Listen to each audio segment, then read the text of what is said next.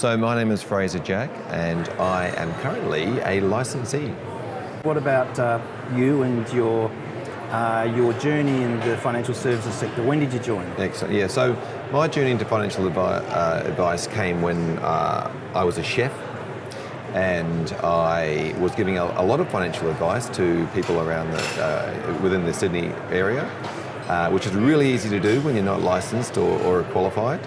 You can say pretty much whatever you want, and then but I really love the idea of helping people with financial advice. So as a natural progression, I finished being a chef, went back to school, studied, and became a financial advisor. Sure, but just to clarify for our readers and viewers, you were a financial advising chef at some point. At some point, yes, I was definitely a financial advisor, and the advice consisted a lot around pretty much around economics and how systems work, how stock markets work, and those sort of things. Just informing people from a really standard level of understanding how shareholders and companies actually retain the profits of the company, not the company, through to estate planning, insurance conversations with people around protecting their income and those sort of things. So. Yes, I certainly agree. All chefs should know that sort of thing, shouldn't they? Well, it's amazing that how many consumers are never taught. It's never discussed. So, we know it, so we expect other people to know it, but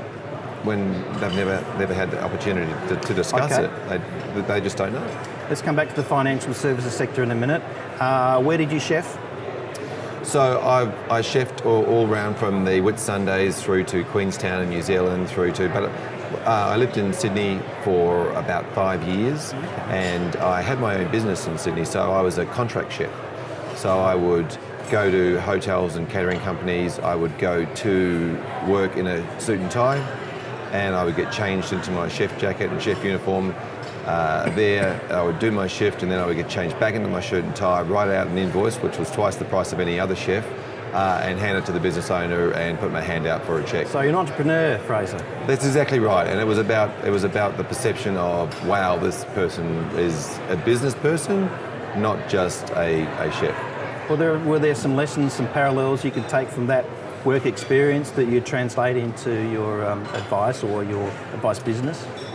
Definitely. It's about thinking outside the box and not just accepting that this is the way everybody does stuff as the way that everybody should do stuff in the future. It's about thinking from different angles. I guess I grew up in family businesses. My parents and grandparents always ran businesses, so I really like the idea of saying, okay, let's not just go along with the way that things are done normally. Let's think outside the box, create some solutions. And I think I'm always a think outside the box sort of person, to come at things from different angles. So there's definitely it's a thing that's done me well over the years. Fantastic. Let's go back a bit further. Did you want to be a chef when you were growing up, or did you want to be a financial advisor, or was there something else? Yeah, absolutely. So what happened when I was growing up is my parents had wholesale food outlets, so they supplied restaurants and catering. So as a kid in the school holidays, I was working on trucks delivering food to the backs of restaurants and going into the backs of these kitchens and delivering food and talking. And so I knew from an early age that I wanted to be a chef, and that was my mission and my goal, and I made that happen as soon as possible. So when I left school, I was straight into becoming a chef. So Fraser, look at your peers here and tell them whether it's really true that things happen in the kitchen for customers that aren't very nice. So, does it happen, Fraser? So no, it does not happen. It does not happen. But that doesn't say the intention of the chef may be to say, send that steak back, I dare you. But at the end of the day, it's I think people would like to think that they could do something terrible to some food. But I think the chefs are all really proud of the food that they put on plates, and there's a passion there of creativity. Being a chef is an amazing environment. So you're in a high pressure environment. So when you've got orders on the pass, you've got to finish those orders, and you've got a deadline. Whereas I guess in financial services, one of the things I realised is if you need to stick the SOA and leave it and come back and finish it tomorrow, you can, whereas that doesn't happen. And so it's a high pressure industry. It cracks people, but I always used to say that within chefing, pressure makes diamonds. So you can actually, some people come out as a diamond and other people come out as a dirty piece of coal. So it's pressure's a great thing to see. I enjoyed watching people under pressure and seeing whether they actually smash their way out of it or whether they crash and burn. So. Well, you've brought it back to the financial services sector. What's the future for My Financial Advisors? So I think the future for a modern advice business is not to replicate or do slightly better the way that we do business now. It's actually to again, think outside the box and say, what would a business look like in the future? Yeah. I've just been over to the US and looked at FinCon and some XY Planning Network, which is a group of fee-only financial advisors.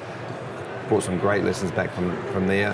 But there's a common theme around the idea of, can you create a business that's not limited to just a one-on-one relationship, which is the business model that we have now.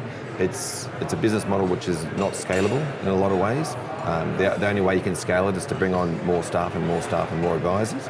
But there's a lot of businesses over there that are doing one-to-many models or even none-to-many models, and there's a lot of parallels that we can look at from other industries, such as the personal fitness industry.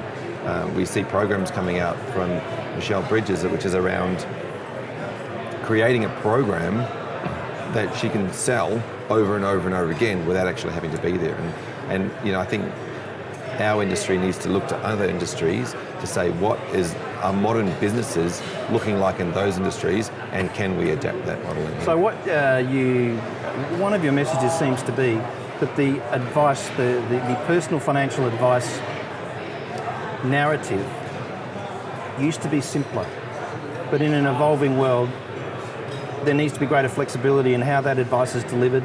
Yeah. It becomes a bit more sophisticated or complex, Fraser? Well, the evolution of our industry came out of what was available from a product point of view. It was a top-down approach. It was these that we have superannuation. It's given to us. Here it is. There's products. We have insurance. There it is. There's products. We have investment platforms. There they are. There's a product. Whereas I think the groundswell, and for us to be able to break that 2 in 10 mold, needs to come from not what we have, but what the needs are of the consumer. And to me, the biggest need of the consumer is to remove financial stress.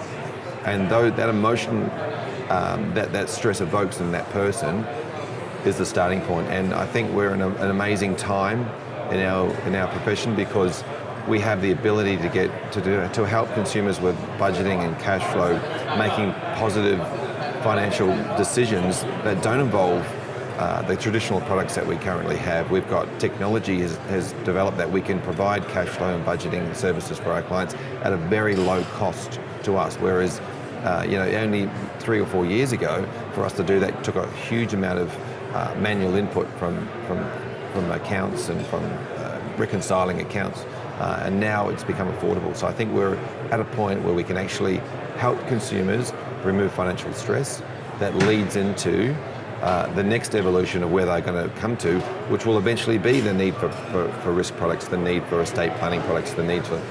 I think if we look at a typical business plan, cash flow is one of the major parts of any business plan. And yet when you look at a financial plan, it hasn't been there. And why should a financial plan be so much different to a business plan? It's quite a long answer, Fraser, but what you seem to be delivering is an optimistic view of the future.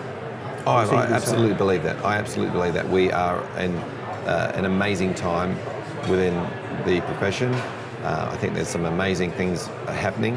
I also think there's amazing opportunities for females within our industry, based on the way, especially when it comes to groups and support networks. I think there's a lot of social media that can create safe environments, and I think that's probably one of the keys. When it comes to traditional financial advice, you're in a room, it's a safe environment, but how can you create a safe environment for many people to start engaging? And I think the idea is that we need to get people to engage, and creating that safe environment for them to do so is a start. Fantastic. It all sounds pretty good, but it's time to put you on the spot. We've been asking a few of your peers who they'd invite round for dinner, 3 people they'd invite round for dinner and why, but the question for you, Fraser, is a little bit different. 3 people you'd like to cook for. 3 people I'd like to cook for? Yes, Fraser. Dead or alive? Yes, I- go for it. I think Robin Williams would have been one person I would have loved to have at a dinner party. Yeah.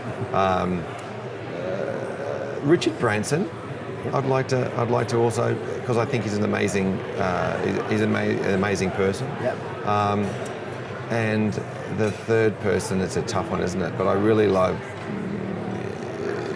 maybe Steve Jobs. I think Steve Jobs would have been somebody who would have been an interesting person to just understand what drove him. Yeah.